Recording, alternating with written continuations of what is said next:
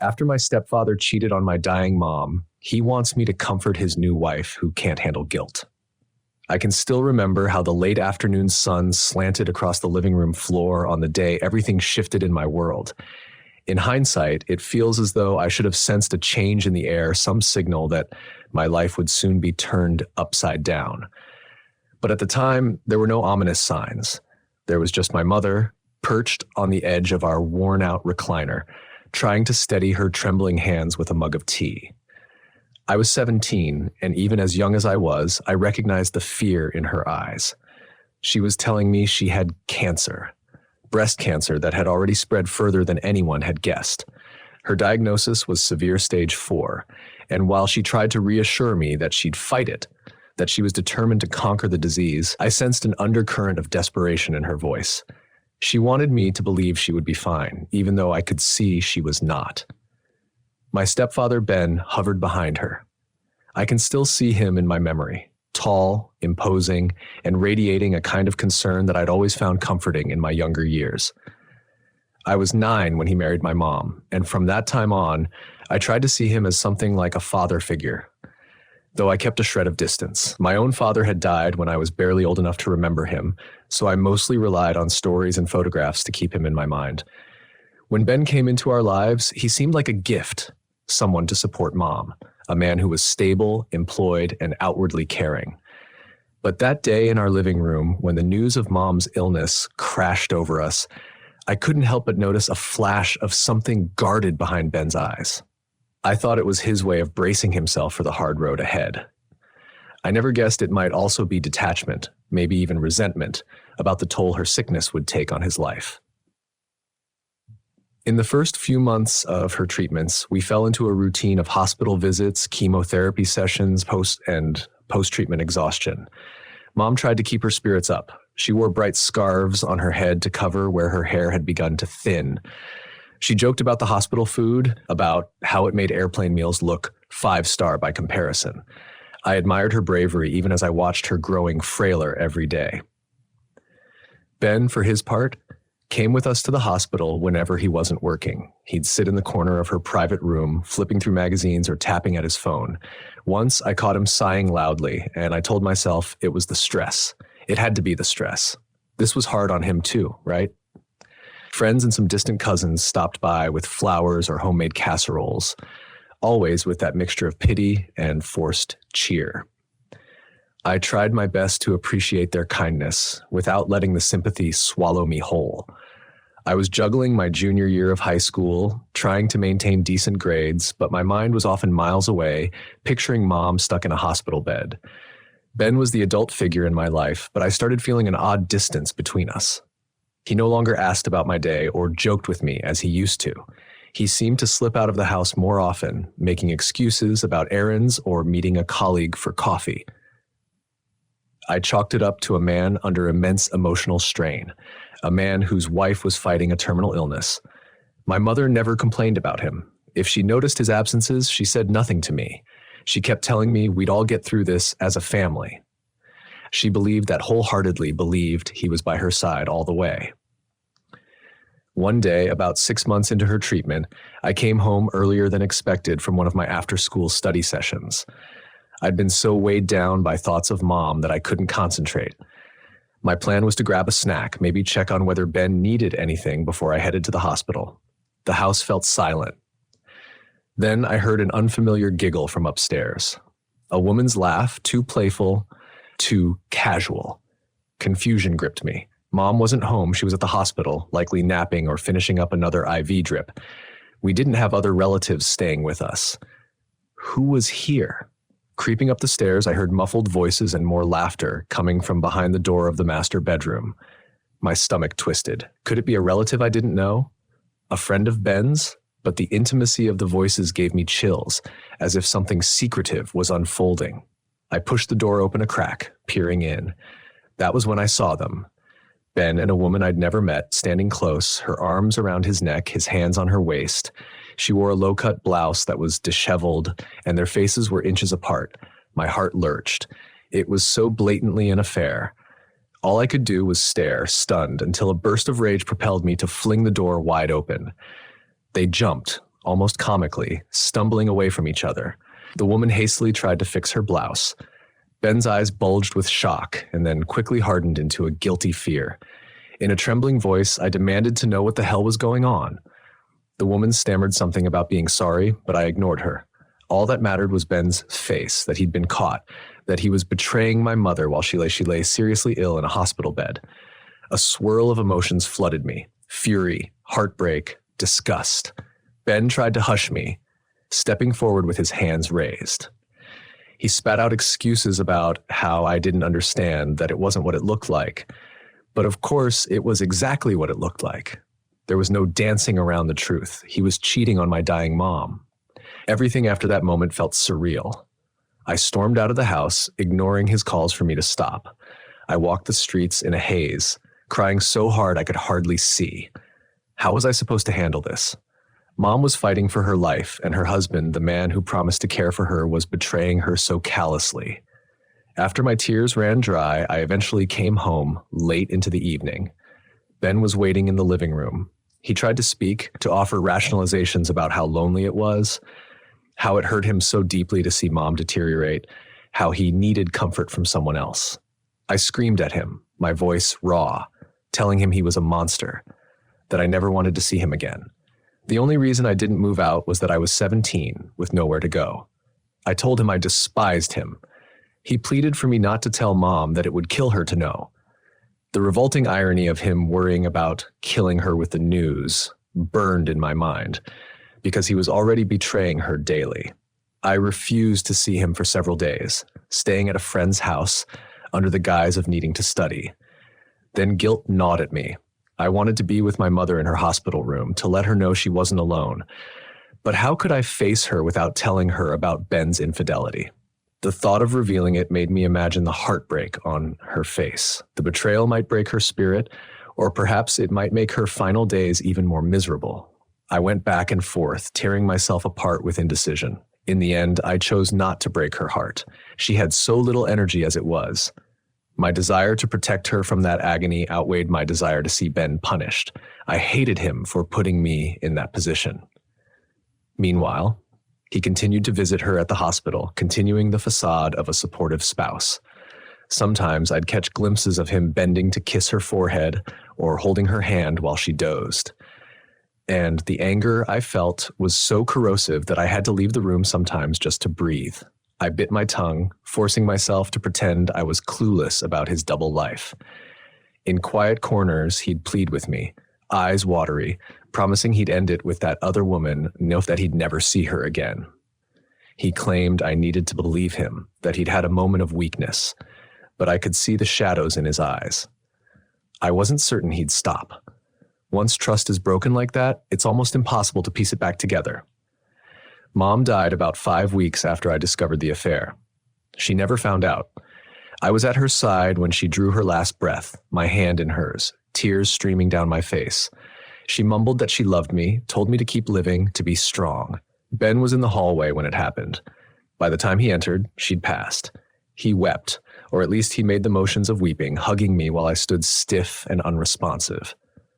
The funeral was a blur of black clothing, whispered condolences, and a numbness that settled over me like an old blanket. Part of me wanted to shout at the top of my lungs, "He cheated on her, he's no victim." But I kept silent, letting the charade continue because I didn't want to overshadow the funeral with that drama. My mother deserved a peaceful goodbye, not a scandal. In the aftermath, I barely spoke to Ben. I was furious. He tried to approach me with fatherly gestures, but I shrugged him off. I told him I'd never forgive him for what he did, for making Mom's last days a lie. He had the gall to say that he did love her in his own messed up way, and he'd been helpless under the burden of stress and grief. I just stared at him, unblinking, until he left me alone. At 18, I went off to college, determined to put distance between myself and that house, that man who destroyed my respect for him. He tried to help pay for my tuition, but I declined as much as I could, scraping by on scholarships and part-time work. I wanted no part of his money. I heard rumors through extended family that he'd reconnected with that same mistress, a younger woman named Carol, and that they were living together within a year of Mom's passing. I wasn't surprised. What did stun me was how quickly they got married less than 2 years after we lost Mom. They had a small ceremony, apparently. I didn't attend, didn't even respond to the invitation.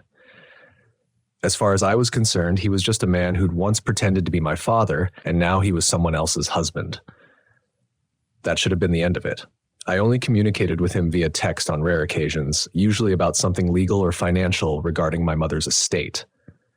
Once that was settled, I thought I'd never have to see him again. But then, around the time I was finishing my second year of college, Ben unexpectedly called me. His tone was anxious, a shaky quaver in his voice that made me wonder if he was ill. I considered ignoring him, but curiosity got the better of me. We arranged to meet at a cafe in my college town. He arrived, looking older than I remembered, maybe worn down by guilt or life's burdens. He offered a hesitant smile, as though hoping we could just slip into father-daughter mode. I stared him down, arms crossed, braced for whatever nonsense he had in store. He began by asking how I'd been, how school was. I gave curt answers. Then he sighed deeply and said, "Listen, you know I've remarried, right?" I nodded icily. "Her name is Carol. We started seeing each other before your mom." He trailed off when he saw the fury flash in my eyes. He pressed on. "Carol's not handling things well. She feels guilty, especially because of the timing. She's been having nightmares, panic attacks. She's worried people judge her for stepping into your mom's shoes. It's been really hard on her." I took a slow breath, my anger simmering. "So, what does that have to do with me?" He looked at me with that insincere contrition I knew all too well. "She wants your forgiveness. She thinks if you, the daughter of the woman the woman who died, could absolve her of wrongdoing, she might feel better. She can't handle the guilt." At that, I almost laughed, but it came out as a choking sound. I leaned forward, glaring. "So the woman who cheated with you on my dying mother can't handle guilt.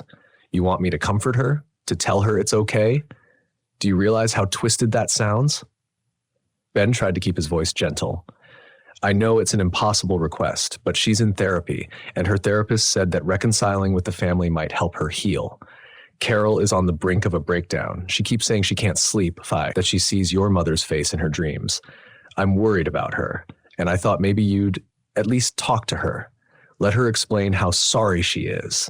It might help you too, to release the anger." I stared at him in disbelief. "This isn't about helping me.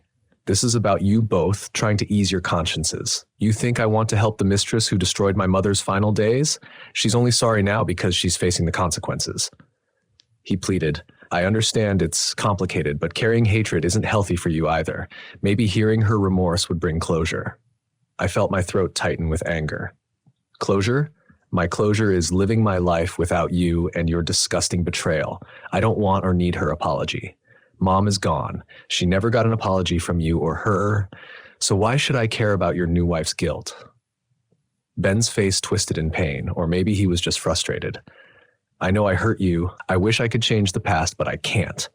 Carol truly regrets how things happened. She was in love, but it was a terrible situation. We both were. This shame is eating her up."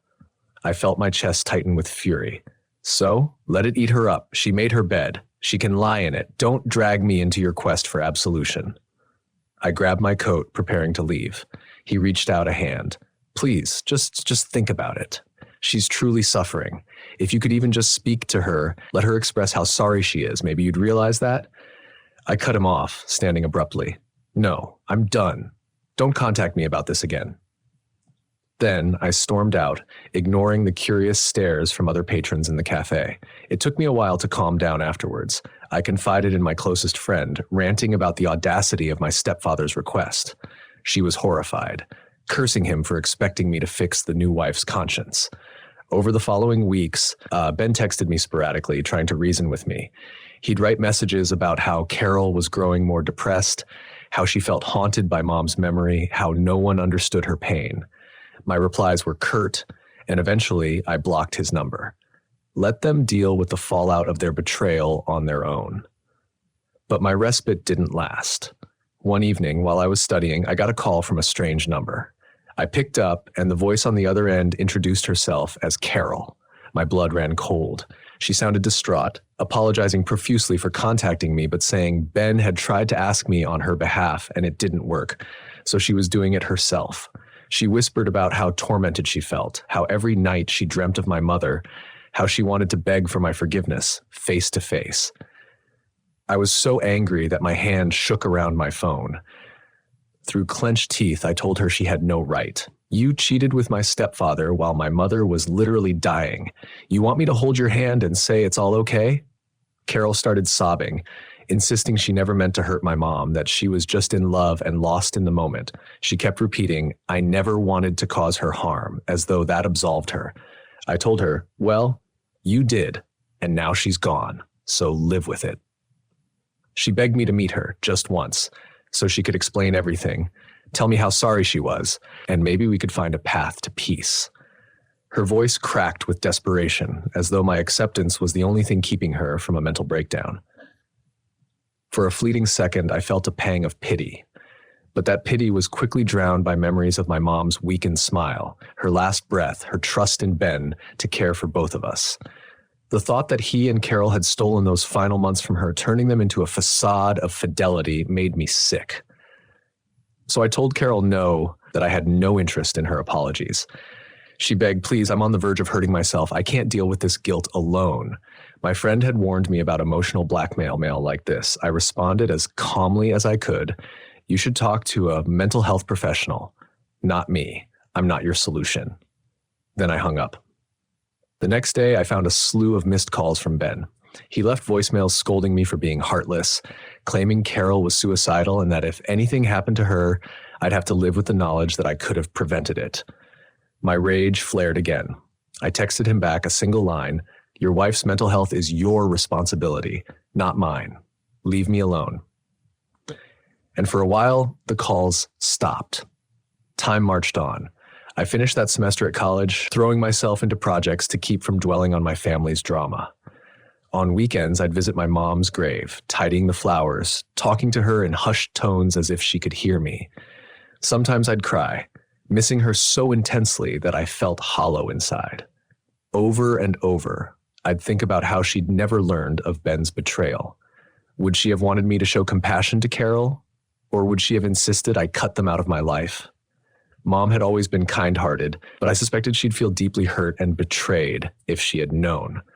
So I told myself that in her absence, I'd make the choice that protected me, and that choice was to keep away from them both.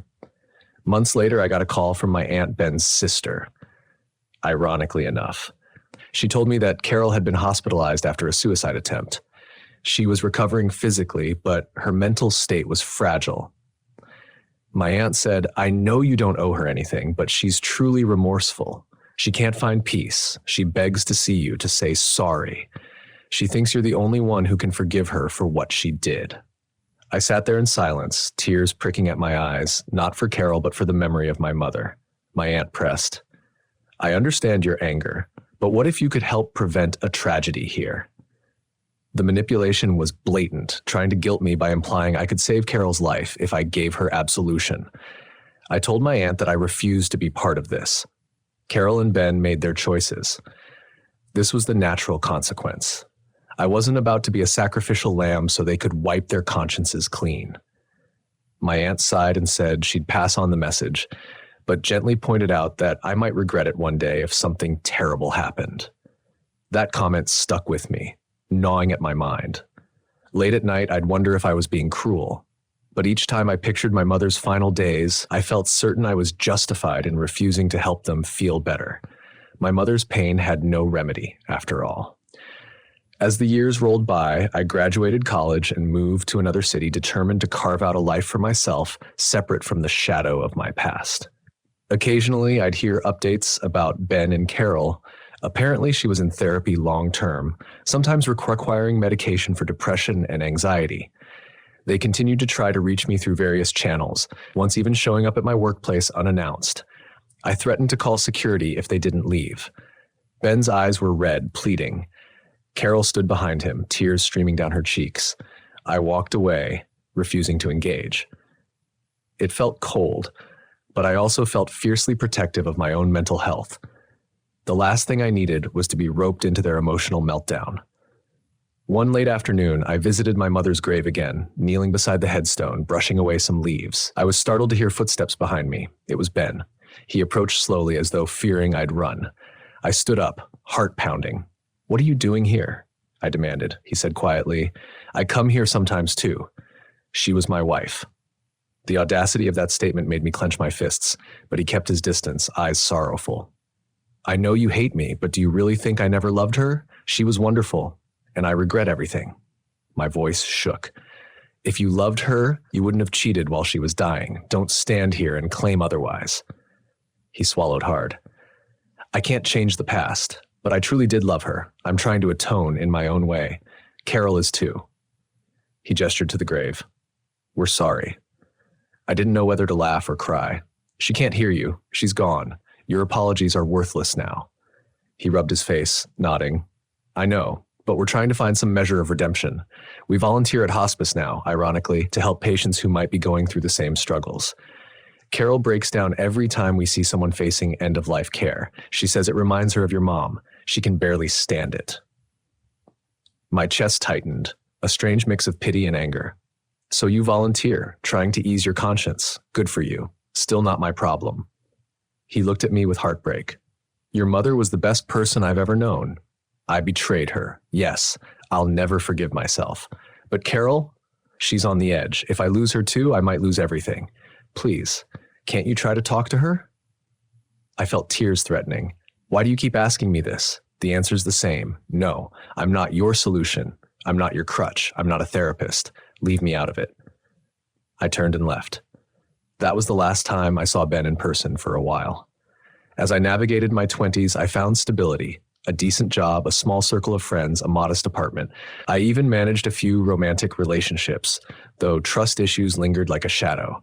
My mother's memory was a constant presence, guiding me to remain kind, yet also warning me not to let people walk over me. The entire fiasco with Ben and Carol had left me cautious about letting anyone too close. Meanwhile, I heard from mutual acquaintances that Carol had attempted to build a new life. Some said she was on an upward path, that she'd gotten involved in community outreach. Others claimed she was still racked by guilt and that she occasionally had panic attacks. None of that changed my stance. Then, in my late 20s, I received an unexpected letter in the mail. It was handwritten, the envelope bearing my name in elegant cursive. I opened it warily. It turned out to be from Carol. She wrote that she was aware I'd shut down every attempt at contact, but she'd hoped maybe a letter might be more comfortable for me to read, since I wouldn't feel pressured in the moment.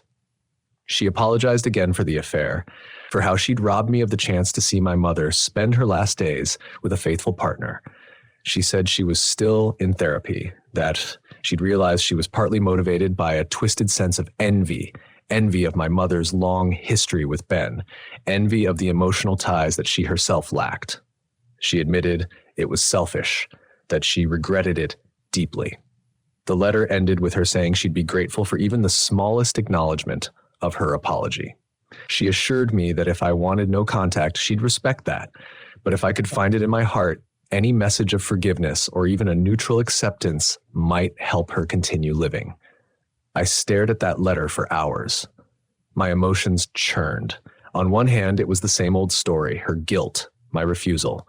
On the other, I recalled my mother's softness, how she'd always encouraged me to see the good in people, to be compassionate. Could I at least respond with a letter telling Carol that I heard her, but I didn't forgive her? Or would that open a door I wanted to keep locked? My friend suggested I could write something short, setting boundaries, letting Carol know I wasn't interested in a relationship, but didn't want her to die from shame either.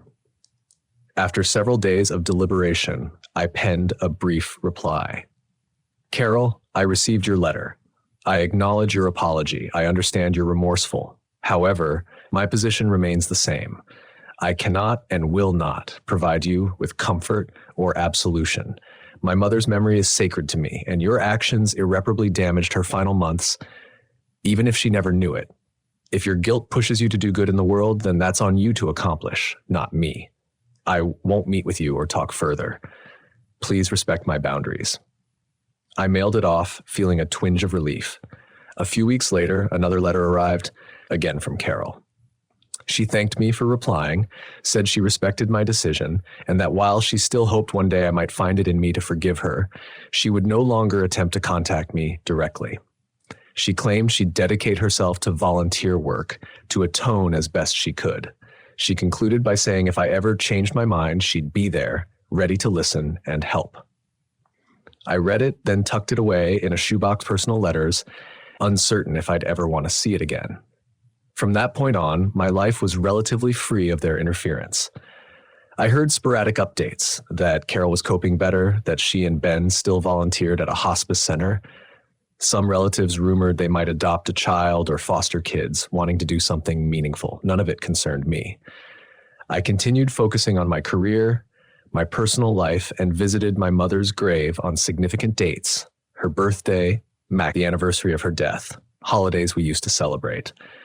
Each time I'd talk to her in my mind, telling her about my progress and how I hoped she approved of me. I kept the bitterness about Ben and Carol to a minimum, figuring it was no longer worth dwelling on.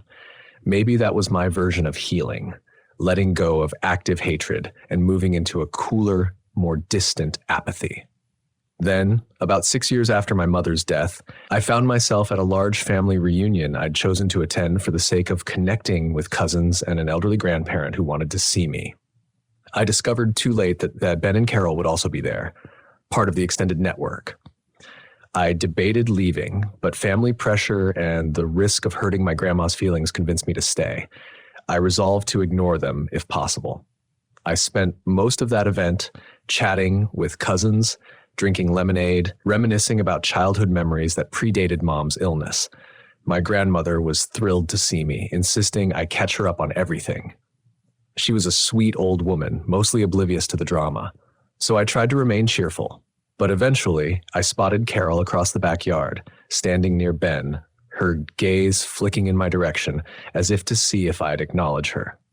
She looked older, thinner perhaps, but her posture had a subdued dignity, as though she were trying to hold herself together. My immediate reaction was to turn away, but I caught her watery smile. She clearly wasn't approaching me unless I gave a sign I wanted her to. I ignored her. Later in the afternoon, as the crowd thinned, I went inside to grab a drink of water. That's when Carol appeared in the kitchen doorway. She paused as if expecting me to lash out. I exhaled a long breath. She approached slowly, voice soft. "I'm so sorry to bother you. I just wanted to say hello and that I hope you're doing well." I nodded, not quite sure how to respond. She swallowed nervously. "I won't push you. I wanted to see if you were happy. You look well." I studied her face. She seemed sincere, not fishing for some emotional catharsis. Maybe she really just wanted to see me doing okay. I said, "I'm fine, thanks." She shifted her weight, glancing at the floor. "I'm glad." Then she gave a small nod and excused herself, leaving the kitchen. A weird mixture of relief and sadness washed over me. Maybe I'd expected her to beg for forgiveness again or try to manipulate me, but she didn't. She simply acknowledged me. In that moment, I felt a faint ripple of something that might have been grudging respect for her self-restraint. Or maybe pity. I'm not sure. As the reunion ended, I saw Ben and Carol gathering their coats. They paused near the door, uncertain if they should say goodbye to me. I kept my distance. A cousin snapped a group photo urging everyone to gather. We all huddled awkwardly in front of the porch. I ended up near the front, while Ben and Carol stood in the back corner, barely visible. The camera clicked, capturing the forced arrangement of an extended family that included betrayals and secrets. After the flash, we scattered. I left soon after, heading home with a slight headache. That was the last time I saw them in person for a long while. In the years that followed, I carved out a fulfilling life. I formed deep friendships, found stable employment in a field I loved, and eventually fell in love with someone who treated me with kindness and respect. Throughout it all, I occasionally had nightmares about my mother's final days, sometimes featuring me shouting at her bedside that Ben was cheating, other times featuring her discovering the truth on her own and collapsing into sobs. I'd wake up grateful that she hadn't spent her last moments grappling with that betrayal, but it haunted me nonetheless. Ben and Carol faded into the background. I heard from a distant cousin that they'd fostered a child for a year or two, but it didn't work out. I heard from another acquaintance that Carol was heavily involved in hospice volunteering, sometimes speaking to families about end-of-life care, ironically, offering them comfort. I wondered if that was her penance. Maybe she wanted to redeem herself by being there for the sick in a way she wasn't for my mother. However, the cynic in me rolled my eyes, suspecting she was still searching for a way to rid herself of guilt. But I left it alone. It was her journey, not mine. One day, out of the blue, I received a letter from that same hospice center. It was on official stationery, but the handwritten note inside was from Carol. She wrote that she'd been recognized for her volunteer work, that she'd helped countless families find resources. She said that every time she helped someone, she thought of my mother and how she'd failed her. She wrote, "I know you've moved on, and I won't intrude, but I wanted you to know that I dedicate every hour of my volunteering in your mother's name, hoping that in some cosmic sense, I can give back what I took from her." She ended by saying she hoped life was treating me well and that if I ever needed anything, she was there. I folded the letter, placing it in the same shoebox with her previous message. My thoughts churned. Part of me felt a grudging sense that maybe she was doing something worthwhile. Another part felt frustrated that she'd never given my mom that care in real life. Ultimately, I kept my emotional distance, ignoring the letter's implied invitation. As I approached 30, I found more stability in my mental landscape. I still visited Mom's grave, but with less anguish, more gratitude for the memories. I had forgiven myself for not telling her about the affair. She was spared that pain, at least. I had also gradually let go of the scorching anger that once consumed me whenever I thought of Ben and Carol. It wasn't that I forgave them, I just acknowledged that holding on to rage took too much energy. I'd never invite them back into my life, but I also wouldn't let them define me. However, in a random twist, I received a phone call from the hospice center's administrative line. The coordinator explained that Carol had been in a serious car accident. She was alive but badly injured, hospitalized, and asking for me. The coordinator didn't know the background story. She just said Carol insisted they call me, as I was apparently listed as her emergency contact after Ben. My heart pounded with confusion. Why was I listed as an emergency contact? Probably some misguided notion of family. The coordinator said Carol was stable, but in rough shape, and she kept saying she needed to see me, that it was urgent. I almost refused, but something in me wavered. If she was truly at death's door, was I so cold as to deny a possible final request? My mother's gentle spirit whispered in the back of my mind. Reluctantly, I agreed to visit, just once, to see if she needed help. When I arrived at the hospital, I found Carol in a private room, bandaged around the head, her arm in a cast. She looked pale, exhausted, her eyes lighting up with surprise and relief when she saw me. Ben stood at the bedside, Mike apparently having stepped out for a moment because he returned soon after. I told him to let me speak to Carol alone, and he nodded, stepping into the hall. Carol's voice was hoarse. She murmured, "Thank you for coming." I stayed standing, not wanting to get too comfortable. "You asked for me. Why?" She swallowed, eyes welling with tears. I was so scared. In the accident, I thought I might die. And all I could think about was how I never truly made things right with you, how I never fully apologized for robbing your mother of a faithful husband. I wanted you to know, if I didn't make it, that I'm sorry, truly, deeply. I stared at her, arms crossed, an ache in my chest. "You've apologized a dozen times. I heard you. It changes nothing." She bowed her head. "I know, but seeing death up close again reminded me of what your mother went through. I realized how ephemeral life is. If I had died, I'd have left this world without you knowing how sincerely I regret it all." Tears slipped down her cheeks. "I guess I wanted to beg one last time for your compassion, your forgiveness." I inhaled slowly, trying to stay calm. "And if I say no, if I say I still won't comfort you?" She sighed, tears steady. "Then I'll accept it. I won't push anymore, but I wanted to try just once more." We were silent for a long moment. I studied her face lines of sorrow etched around her eyes, the vulnerability of someone who'd faced mortality. Part of me softened, remembering my mother's endless empathy.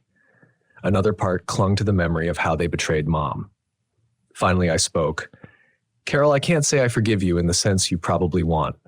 My mother died believing Ben was loyal. You both shattered that vow behind her back. She never got to choose whether she wanted to die with or without him. So no, I can't magically remove your guilt. I can't pretend everything's okay." Her lips trembled. "I understand." My voice wavered, but I do acknowledge that you're human, that you regret your actions, that maybe you've tried to do good since then.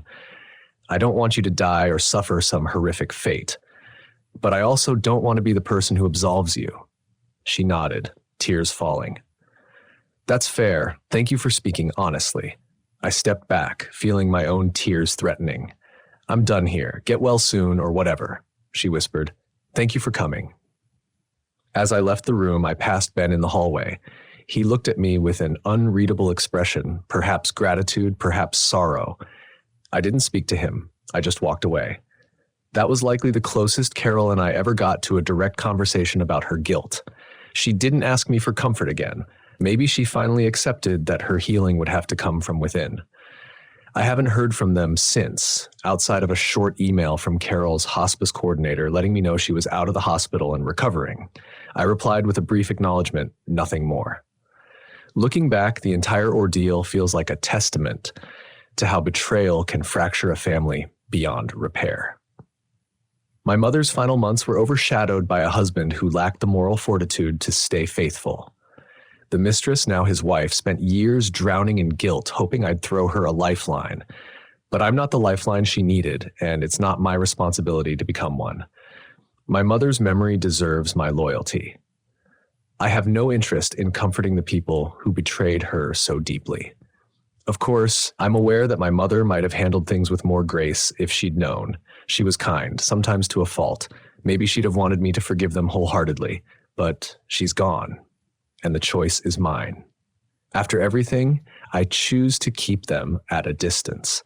I might not be consumed by hatred anymore, but I won't become a shoulder for them to cry on about how sorry they are. Their guilt is theirs to handle. Sometimes I revisit that question. What if my mother had known? Would she have forgiven him? Forgiven Carol? Possibly. She was that kind of person.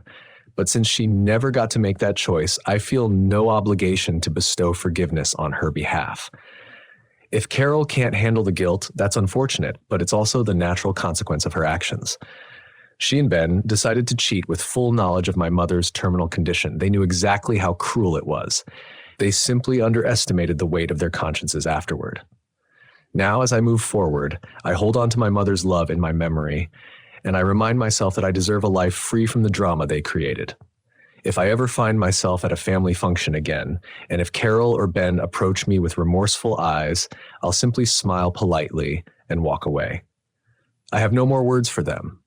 My mother's gone, and I have to live for myself now. They can find their redemption or remain in sorrow. That's for them to figure out. My path is set, guided by the knowledge that I did nothing wrong, that I don't owe them comfort or absolution. And that resolution, fragile though it may be, is the closest I'll come to peace in this tragedy they orchestrated. In the end, all that truly matters is that I'm preserving my mother's dignity in my heart, refusing to let her memory be used as a bargaining chip for someone else's conscience. That, in my eyes, is the final act of loyalty I can offer to the woman who deserved so much better than she got. And so I walk on, free of their burdens, determined to live a life that honors the goodness my mother embodied on my own terms, without being the confessional for the very people who harmed her in her last days. That is my choice, and no amount of guilt from them can sway me otherwise.